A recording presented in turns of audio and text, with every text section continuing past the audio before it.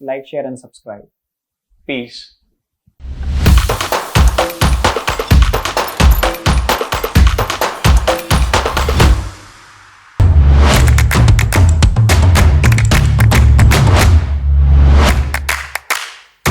हाय everyone, कैसे हैं आप सब। Welcome to my channel again Canada true north. मेरा नाम है सचिन संदेल और आज हम डिस्कस करेंगे कि कैसे कनाडा ओंटारियो में ड्राइविंग लाइसेंस लिया जा सकता है और उसका क्या प्रोसेस है। ओंटारियो में कार का लाइसेंस 3 स्टेजेस में मिलता है। सबसे पहले जो स्टेज है वो है G1। जैसे इंडिया में एक लर्निंग लाइसेंस मिलता है, वैसे ही कनाडा में G1 लाइसेंस मिलता है। G1 लाइसेंस का प्रोसेस ये होता है कि आपको किसी भी नियर बाय ड्राइव टेस्ट पे जाना होता है। यहाँ पे ब्रैम्पटन हो गया, मिसिसागा हो गया, ओकविल हो गया, ऑरेंजविल हो गया, यहाँ पे नियर बाय बहुत सारे ड्राइव टेस्ट हैं। आप उनकी वेबसाइट पे चेक कर सकते हैं कि कौन सा आपका नियर बाय ड्राइव टेस्ट है।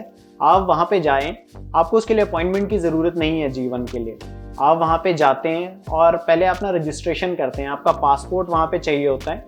आपके पासपोर्ट के बेस पे वो आपको रजिस्टर करते हैं। अगर आपके पास अब आपका ड्राइविंग एक्सट्रैक्ट है, आपकी कंट्री में आप ड्राइव करते आए हैं और आपका एक्सपीरियंस जो 3 साल से ऊपर है, तो अपना ड्राइविंग एक्सट्रैक्ट ज़रूर लेके आएं। आपको आपके आरटीओ में ड्राइविंग एक्सट्रैक्ट मिल जाएगा और अगर आपका 3 साल से ज़्यादा एक्सपीरियंस है वो आप लेके आते हैं और G1 के टाइम पे वो आप डिपॉजिट कर देते हैं वहाँ पे, तो आप डायरेक्ट G1 के बाद G दे सकते हैं।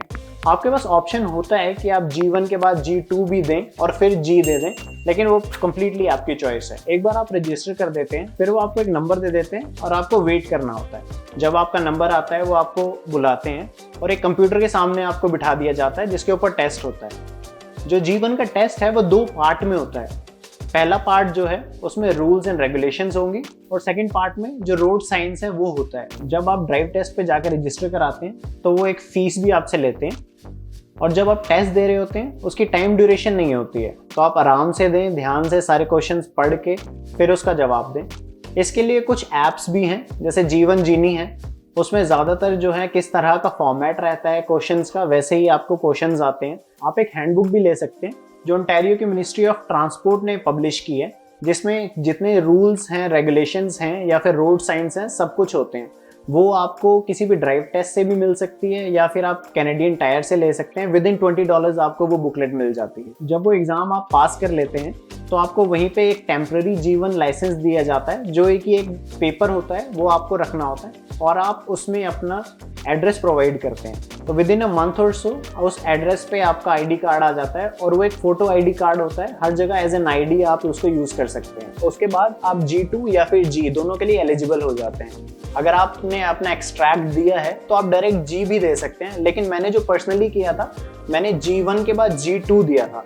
उसका रीज़न ये था कि बेस्ड ऑन G2, जो कि एक छोटा टेस्ट होता है और इजी टेस्ट होता है, आप गाड़ी ले सकते हैं। तो एक बार अगर आप गाड़ी ले लें और उसमें आप खुद ड्राइव करके एक्सपीरियंस लेके फिर आप G दे सकते हैं। G2 और G रोड टेस्ट होते हैं। G2 में हाईवे नहीं होता है और G में हाईवे पे ड्राइव किया जाता है। तो G2 के लिए आप क्लासेस ले सकते हैं। बहुत सारे ड्राइविंग इंस्ट्रक्टर्स अवेलेबल हैं और वो $30 to $40 या फिर शायद उससे थोड़ा कम में पर क्लास आपको प्रोवाइड कर देते हैं।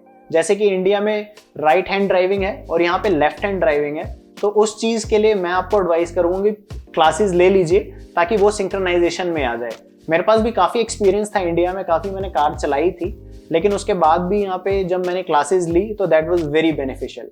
एक और आपके लिए टिप है, अगर इंडिया में आपके पास कार है जो आप चला रहे थे और इंश्योरेंस पॉलिसी आपके नाम पे है, तो उसकी भी अगर आप कॉपी लेके आएंगे तो यहाँ पे आप इंश्योरेंस के टाइम पे आपको वो बेनिफिशियल होगी। G2 का प्रोसेस ऐसा है कि एक बार अगर आपने क्लासेस लेनी है या फिर ले ली हैं, तो उसके बाद जब आप कंफर्टेबल फील करें तो आप ड्राइव टेस्ट की वेबसाइट पे जाके एक अपॉइंटमेंट ले सकते हैं। आपको बुक कराना पड़ता है G2। जैसे G1 जो है वो आप डायरेक्ट जा सकते थे, G2 में और G में दोनों में अपॉइंटमेंट चाहिए होती है, क्योंकि वहाँ पे एक ड्राइविंग इंस्ट्रक्टर होगा जो आपके लिए डेडिकेटेडली असाइंड होगा। जो ड्राइविंग इंस्ट्रक्टर है वो डेडिकेटेडली आपको एक स्लॉट में मिलेगा और वो इंस्ट्रक्शंस देगा। Based on those instructions you have to drive the car. एक और इसमें पॉइंट है कि यहाँ पे आपको अपनी कार लेके जानी पड़ती है। तो यूजुअली जो ड्राइविंग इंस्ट्रक्टर्स जिससे आपने गाड़ी सीखी है वो अपनी कार प्रोवाइड कर देते हैं एक दिन के लिए। आप वो भी कर सकते हैं, या फिर आपके पास अपनी कार है या फिर रिलेटिव की कार है, आप वो भी ले जा सकते हैं। ड्राइव टेस्ट वाली कार प्रोवाइड नहीं करते हैं। इट इज़ एडवाइजेबल कि आप जिस गाड़ी में भी प्रैक्टिस कर रहे हैं उसी गाड़ी में G2 का टेस्ट देने जाएं।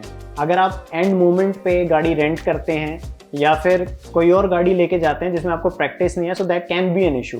सो आप जिसमें आपने प्रैक्टिस किया है आप वही गाड़ी लेके जाएं और इंश्योर कर लें कि गाड़ी प्रॉपरली सारे उसके फंक्शंस वर्क कर रहे हैं, क्योंकि एक बार आप वहाँ पे जाते हैं ड्राइव टेस्ट में, वो चेक किया जाता है आपकी फ्रंट लाइट्स वर्क कर रही हैं, ब्रेक वर्क कर रही है, आपके इंडिकेटर्स वर्क कर रहे हैं, तो वो सारे इंश्योर करके जाएं, वरना आपको टेस्ट देने से मना कर दिया जाएगा। जब आप G2 के लिए जा रहे हैं तो आप इंश्योर करें कि आपके साथ कोई G लाइसेंस होल्डर हो और तभी आप गाड़ी चलाएं, वरना आप गाड़ी ना चलाएं। एक बार आपने G2 का रोड टेस्ट क्लियर कर लिया है तो वहीं पे जैसे G1 में आपको एक टेम्परेरी लाइसेंस मिला था, वैसे एक और G2 का टेम्परेरी लाइसेंस आपको मिल जाएगा। वो आपने साथ रखना होता है G1 के लाइसेंस के, जब तक आपके पास G2 का ओरिजिनल लाइसेंस नहीं आता है। अगर आपने एक्सट्रैक्ट प्रोवाइड किया है ड्राइव टेस्ट पे तो G2 के बाद आप डायरेक्टली ही G दे सकते हैं, नहीं तो 1 साल आपको वेट करना पड़ेगा, कार चलानी पड़ेगी और उसके बाद ही आप G दे सकते हैं। G2 की कुछ लिमिटेशंस होती हैं। With in first 6 months under 19 आप सिर्फ 1 पैसेंजर कैरी कर सकते हैं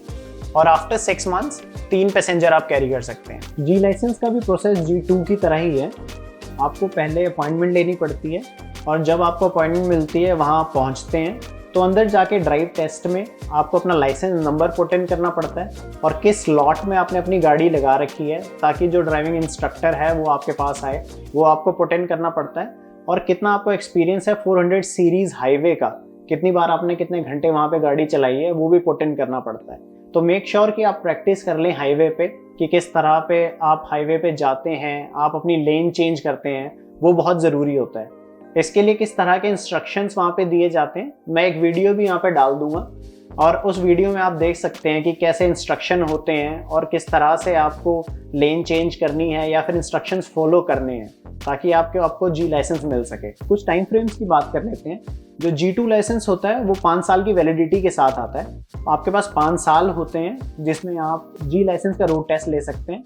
और अगर हम बात करें G लाइसेंस की तो G लाइसेंस हर 5 साल बाद रिन्यू होता है। रिन्यू कराने के लिए आपको रोड टेस्ट दोबारा देने की कोई जरूरत नहीं है, सिर्फ एक फीस आपको देनी है, आपका जो G लाइसेंस है वो रिन्यू हो जाता है। तो ये था ओंटारियो में कार लाइसेंस लेने का प्रोसेस। अगर मैंने कुछ मिस कर दिया है या फिर आपके कोई क्वेश्चंस हैं तो आप नीचे कमेंट्स में डाल सकते हैं और मैं पूरी कोशिश करूंगा उसका जवाब देने की। आई होप आपको अच्छी लगी आज की video. Please like, share and subscribe और फिर मिलते हैं एक बहुत इंटरेस्टिंग वीडियो के साथ। और हाँ, don't drink and drive. Bye bye.